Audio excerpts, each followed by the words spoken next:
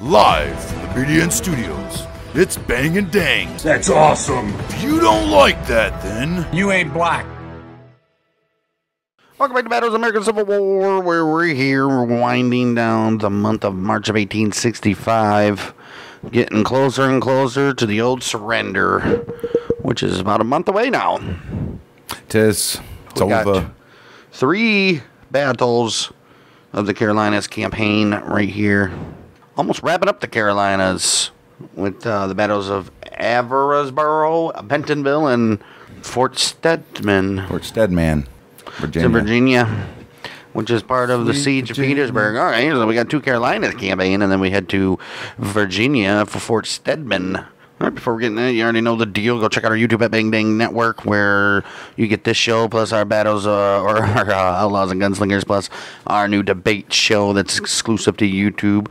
And give us a subscription, share us with your friends over there. And if you're just listening on the old Spotify, Apple, all that good stuff, share us, or give us a review, share us with your friends, and answer that Spotify question. Coming up first, the Battle of Averasborough.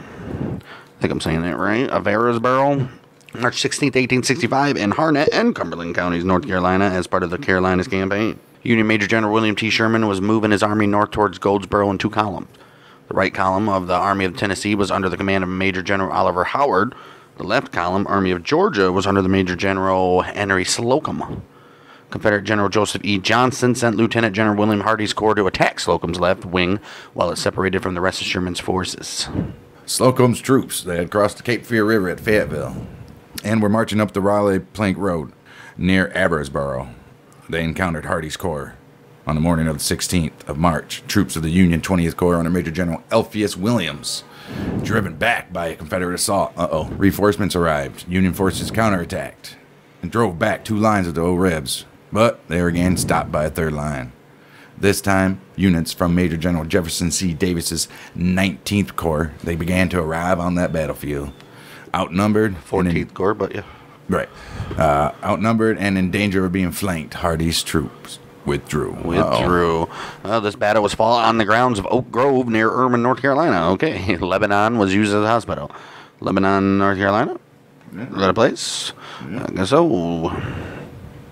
Also, prior to the battle, Union soldiers raided the Ellerslie plantation for supplies and quartered troops in the plantation's main house. The Averasborough Battlefield Historic District was listed on the National Register of Historic Places in 2001. All right. The American Battlefield Trust and its partners have acquired and preserved more than 568 acres of the battlefield as of mid-2023. Look at that shit. Preserving. Nice. Ooh-wee.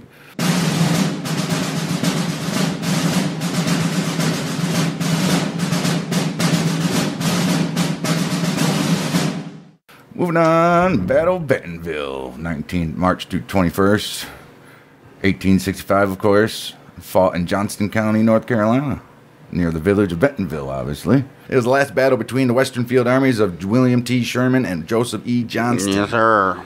Following this march to the sea, old William Sherman, he commanded the military division of the Mississippi. He moved his army northward through the Carolinas. He's going to meet Lee from the rear or trying to hook up with Grant. The Union General-in-Chief Lieutenant General Grant had ordered Sherman to bring his troops north to Virginia in order to battle the Army of Northern Virginia. However, Sherman argued that it would take too long to transport his troops there and that his army could destroy Confederate supply lines at Petersburg and defeat Confederate forces by marching through the Carolinas. And Ulysses S. Grant's like, you know what? I think that's a good idea. Do it. Well, during the late winter and early spring of 65, Sherman's army cut a swath of destruction through South Carolina. He did. March 8th, Union soldiers crossed into North Carolina as Confederate units attempted to concentrate their forces to defeat the enemy during the march. Sherman divided his command into 2 parts, we know that. Left wing, Army of Georgia, commanded by Major General Henry Slocum. And the right wing was the Army of Tennessee, commanded by Oliver Otis Howard. He was a major general. The 2 wings marched separately towards Goldsboro, beginning March 13th, with no one in the Union command expecting major resistance from Johnston. Oh, really? Well, that's where you fuck up. Well, it was the 23rd of February. Confederate General-in-Chief Robert E. Lee ordered Johnston to take command of the Army of Tennessee and other Confederate units in the Carolinas, Georgia, and Florida, and to concentrate all available forces to drive Sherman back. Johnston, he managed to concentrate into North Carolina, the Army of Tennessee, commanded by Lieutenant General Alexander Stewart, Major General Robert Hoke's division from the Army of Northern Virginia, troops from the Department of South Carolina, Georgia, and Florida, commanded by Lieutenant General William Hardee. And he had cavalry under the command of, you guessed it, General Wade Hampton. Lieutenant General. And Lieutenant General. And he's called the United Force for the Army of the South. Okay. That's what it is, boys. Oh, United, huh? Right. Confederate maps erroneously showed that the two Union wings were 12 miles apart, which meant each would take a day to reach the other. Johnson planned to concentrate his entire army to defeat Slocum's wing and to destroy its trains before it reunited with the rest of the Union column. The attack was planned for as soon after dawn tomorrow as possible, which would be March 19th. As soon as you can see 10 feet in front of you. Right. Let's roll. The old rebel attack commenced on the 19th of March. Slocum's men marched on the Goldsboro Road, 1 mile south of Bentonville. Hoke's division, under Bragg's command, deployed on the Confederate left, facing west. Stewart's army deployed on the Confederate right, facing south. Slocum was convinced he would only face enemy cavalry and artillery, not entire army. Uh-oh. In addition, Sherman did not even believe that Johnston would fight with the Neuse River to his rear.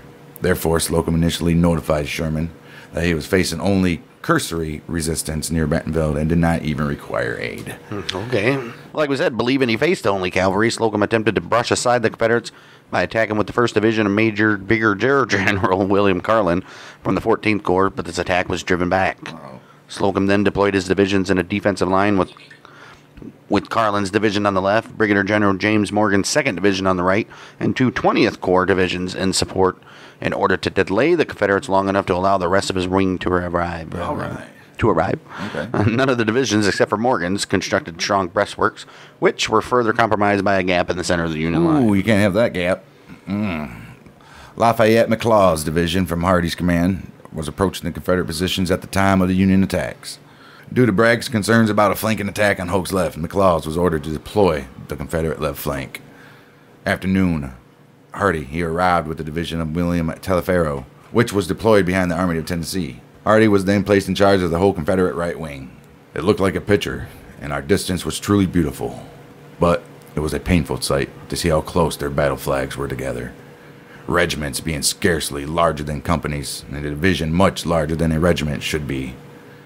Colonel Charles Broadfoot, 1st North Carolina Junior Reserves. He described this attack in his little poem book. His little journal. His little journal. At 3 p.m., Confederate infantry from the Army of Tennessee launched an attack and drove the Union left flank back in confusion, nearly capturing Carlin in the process and overrunning the 14th Corps Field Hospital. Confederates under Major General D.H. Hill filled the vacuum left by the retreating Federals and began enfilading the Union troops remaining along the front. Here it goes. Morgan's division was nearly surrounded and was being attacked from 3 sides, but the old Rebs' attacks were uncoordinated and therefore unsuccessful in driving them from their position. Hardee, using Taliaferro's division and Bates' Corps from the Army of Tennessee, attacked the Union positions near the Harper House, but were repulsed after multiple assaults. McLaws arrived after Taliaferro and Bates were repulsed. He attacked, but guess what? Sent back as well. Bye. After a heated engagement, Union reinforcements arrived and checked Hill's assault. Well, fighting then continued after nightfall as the Confederates tried without success to drive back the Union line. About midnight, the Confederates withdrew to their original positions and started entrenching. Slocum had called for aid from Sherman during the afternoon attacks, and Howard's wing arrived on the field late on the afternoon of the 20th, deploying on Slocum's right flank and extending the Union line towards Mill Creek. Johnson responded to Howard's arrival by pulling back Hoke's division, so it ran at a right angle to Stewart's left flank and deployed one of Hardee's divisions on Hoke's left. All right, we're going to do some more fighting in the morning here, boys. All right, Confederate cavalry protected the Confederate flank to Mill Creek in a weak skirmish line. Only light skirmishing occurred in this day. Johnston remained on the field, claiming that he stayed to remove his wounded, but perhaps also in hope of enticing Sherman to attack again, as had happened at the Kennesaw Mountain. March 21st, Union Major General Joseph Mower, commanding the division of the Union right flank, requested permission from his corps commander to launch a little reconnaissance to his front. Which, guess what, bud? Go check it out. It was granted, but Mower instead launched an attack with 2 brigades on the Confederate left flank, which was defending the Mill Creek Bridge. Mower's men managed to come within 1 mile of the crossing before Sherman peremptorily ordered them to pull back. In his memoirs, Sherman admitted that this was a mistake, that he missed an opportunity to end the campaign then and there, perhaps even capturing Johnson's army entirely. Among the Confederate casualties was Hardee's 16-year-old son, Willie, though. Oh, no, not Willie Hardee. Yeah. Damn it. 16. Well, Hardee reluctantly allowed his son to attach himself to the 8th Texas Cavalry just hours before Maurer's attack. Another notable loss was 23-year-old Lieutenant Colonel Sample of the 5th Cavalry Battalion, which had been fighting dismounted since the fall of 1864. Sample, he was murdered by an artillery fragmentation, having sustained his 9th and last wound during the war. Damn. Well, during that battle, the Confederates suffered a total of nearly 2,600 casualties, with 239 killed. Motherfucker was a cat. Right. Got it to the Got his 9th. 9 lives. 1,694 wounded and 673 missing. About half of the casualties were lost in the Army of Tennessee alone. The Union Army lost 194 killed, 1,112 wounded, 221 missing, for a total of 1,527. Pretty even. The wounded were treated at the house of John Harper, with 360 unknown Confederates buried in a mass grave next to the Harper family cemetery. Oh. How was there 360 unknown Confederates buried in a mass grave when only 239 died? Right. What's up with that, dudes? Doesn't make any more sense. I can do no more than annoy him. I respectfully suggest that it is no longer a question whether you leave present position. You have only to decide where to meet Sherman. I will be here. Nope. I will be near him. Joseph Johnston to Robert E. Lee. Okay, will you, Johnston? Uh-oh. During the night of March 21st until the following dawn, Johnson withdrew his army across Mill Creek, burned the bridge behind him, left a cavalry detachment as a rear guard. The Union Army failed to detect the Confederate retreat until it was over. Sherman did not pursue the Confederates, but continued his march to Goldsboro, where he joined the Union forces under Terry and Schofield. After the Confederate Army defeat at this battle, the Army reassembled around the grounds of the Everett P. Stevens House, where the last grand review of the Army was held April 6, 1865. Who dat? Laney Wilson. In attendance at the review were Generals William Hardee, Joseph Johnson, and Governor Zebulon Baird Vance. All right. Good for you, Vance. The site of this very battle is preserved at the Bentonville Battleground State Historic Site, which was declared a National Historic Landmark in 1996. The park, founded in 1965, includes 130 acres of battlefield and runs a visitor center adjacent to the restored Harper House. Oh, that's cool. Which also served as a hospital for Union soldiers during this very battle.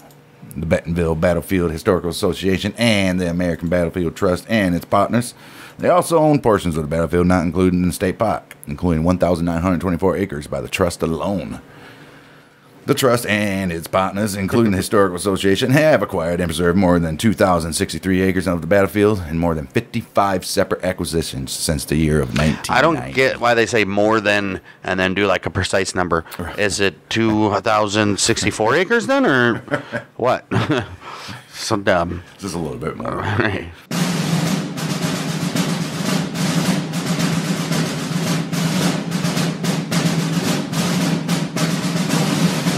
Well, move us to the last battle of the day, and going back to the Siege of Petersburg at the Battle of Fort Stedman, also known as the Battle of Hares Hill, March 25th, 1865.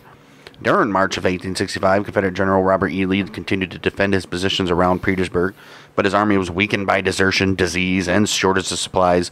Plus, he was outnumbered by his Union counterpart, by a lot. Ulysses S. Grant, by about 100,000 to 50,000. Damn. He then asked Major General John Gordon for advice. Gordon replied that he had 3 recommendations in decreasing order of preference. First, offer peace terms to the enemy. Second, retreat from Richmond and Petersburg, link up with the Confederate Army in North Carolina under Johnston, jointly defeat Sherman, and then go after Grant. Or third, fucking go after Grant right now, baby. An argument ensued, with Lee rejecting the political implications of the first choice and indicating the difficulty of the second. Gordon left the meeting with the impression that Lee was considering those options, though. 6th of March, however, Gordon was summoned back to the headquarters, and Lee told him that there seemed to be but one thing that we could do. Fight. Stand still was death. It could only be death if we fought and failed.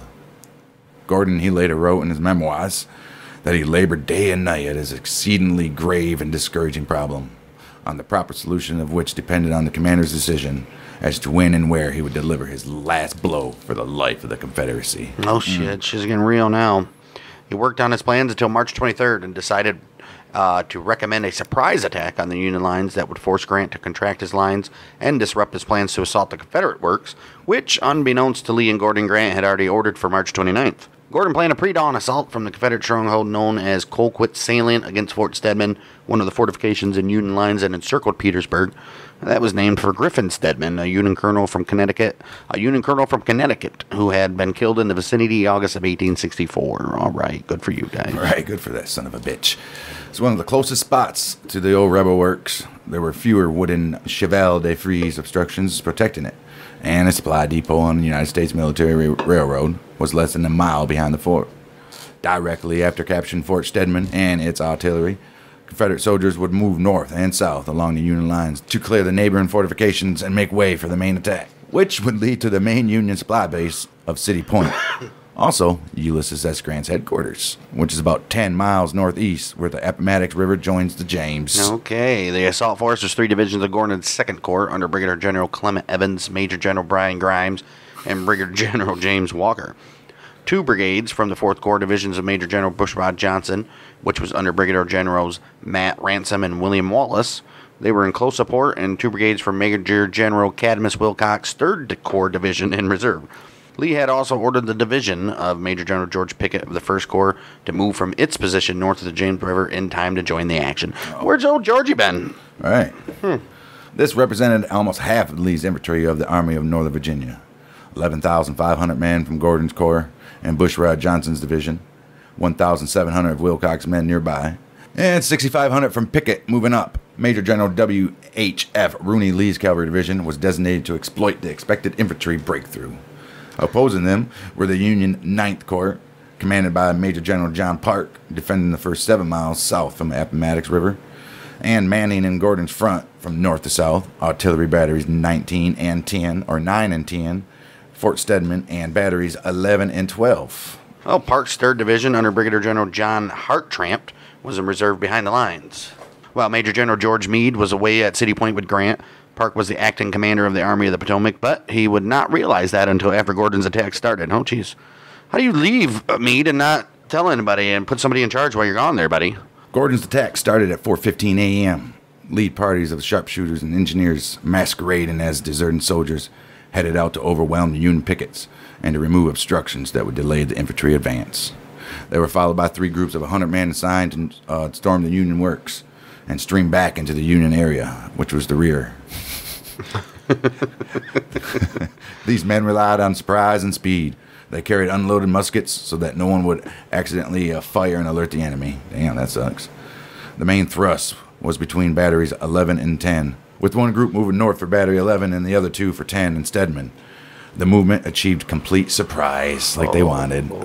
Well, Brigadier General Napoleon McLaughlin, the officer responsible for Fort Stedman, heard the sounds of the attack, dressed quickly in the pre-dawn darkness, and rode to Fort Haskell just south of the battery 12, which he found to be ready to defend itself.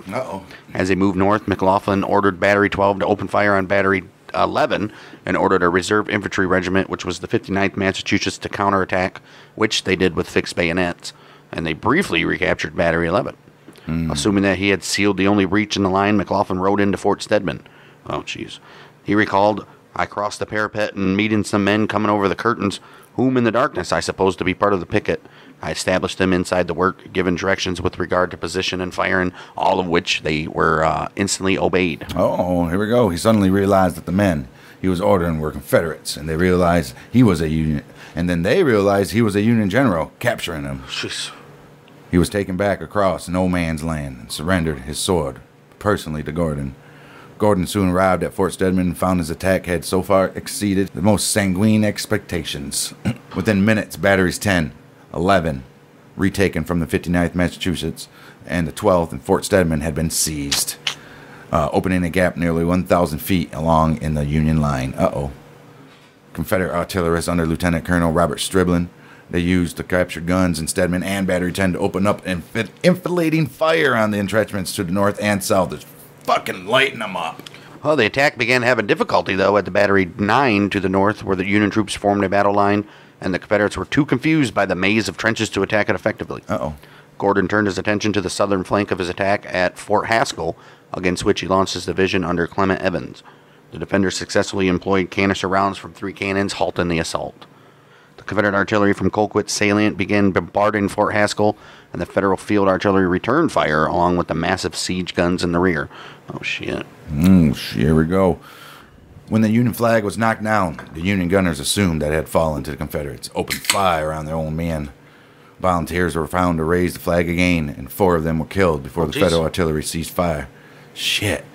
Gordon sent a message back to Lee that the attack was going well, but he was unaware of the trouble developing.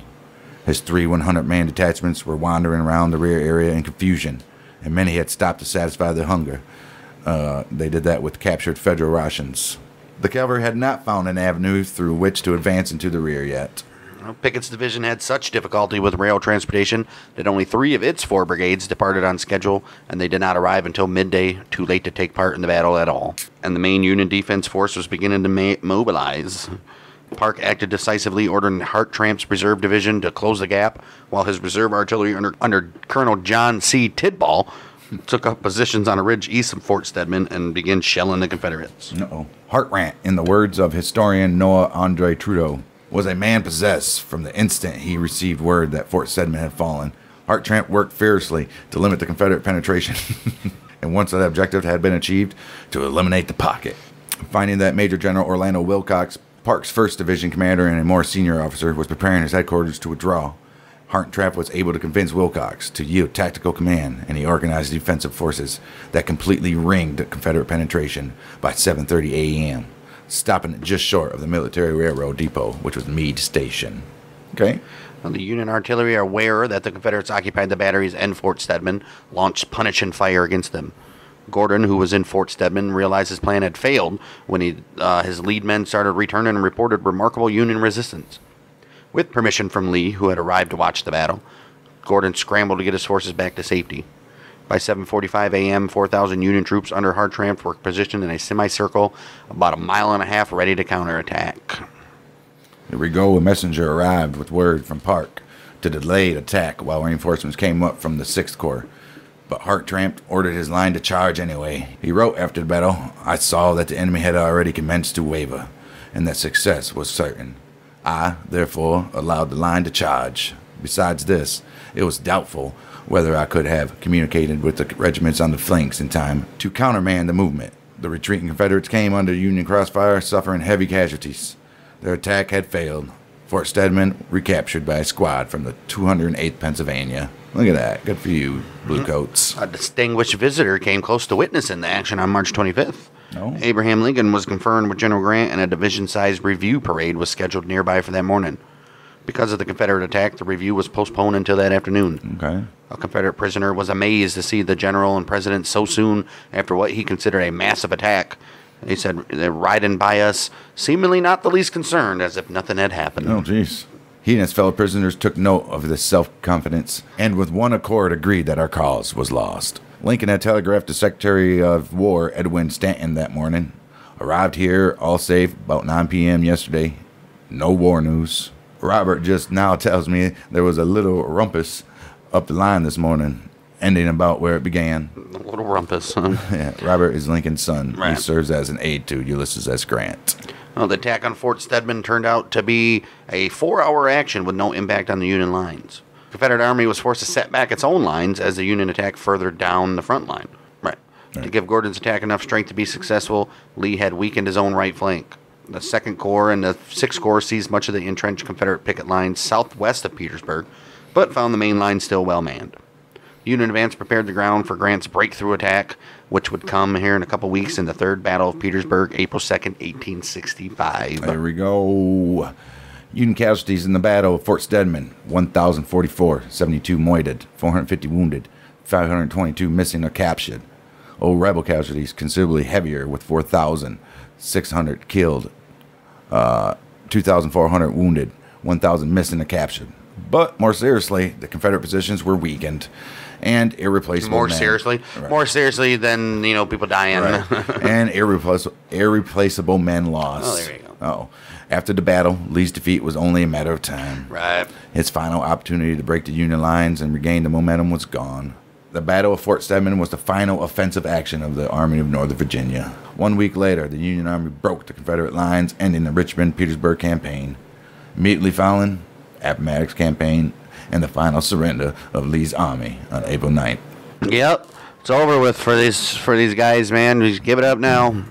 Surrender. Lee won't want to surrender. He's too proud of a man. There we go. That's it for this. We got one more Battle of the Carolinas campaign, which is going to come a little bit later at Morristown, I believe it's called. Other than that, next week we go to Spanish Fort, the Battle of the Battle of Spanish Fort in Alabama, and then probably the Battle of Lewis's Farm and the Battle of White Oak Road. Maybe even the Battle of Dinwiddie Courthouse, all of them in Virginia. So join us then. We'll be back for wrapping up this war here. A couple more episodes left of this, guys. What do you think about that? But we'll be back here next week for more Battles of the American Civil War. We are the Mother Music Industry.